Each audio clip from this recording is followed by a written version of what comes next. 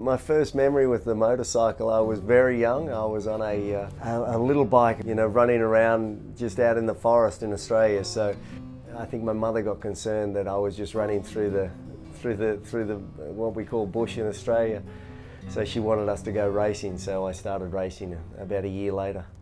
From there, and then racing dirt bikes, and then racing street bikes, and then I got invited to go and race in Japan. And then Yamaha picked me up, and then the World Superbike Championship started.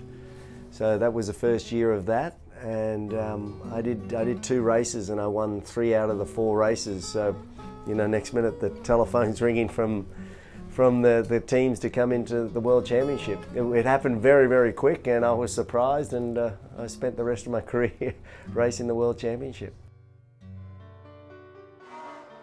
It took a little bit for me to understand and even actually convince myself that I was able to compete with these bikes, because they were so difficult to ride, and it really was, it had zapped the confidence out of you. So I really had to dig down deep to try and get myself in a mental position to say, hey, I can conquer this thing and I can beat these guys. And a couple of injuries later, and I did, but it wasn't an easy road.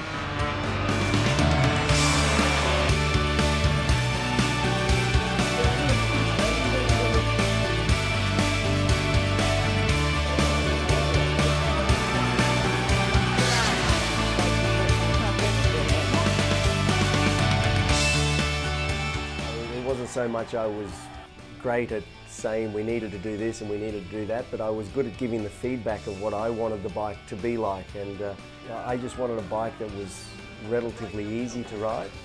And I think that's, if you just let the engineers be engineers, they just want to build a bike that is a masterpiece of machinery, but it might not have the feel and might not have the rideability. So we kept things very basic, and we'd improve the parts that needed improving rather than reinvent the wheel. And that's what's kept it. That's what kept the Honda at the forefront for so long. And you see here at the moment that it's starting to move around again. And for me, it looks like the Honda is starting to be too much of an engineering company again, and build the bike. And Marquez he seems to be about the only one who can ride it. The other guys seem to struggle. Number 54, not a great deal other than the amount of Grand Prix wins that I had, and it was a magnificent number. I never dreamed that I'd have that many Grand Prix wins.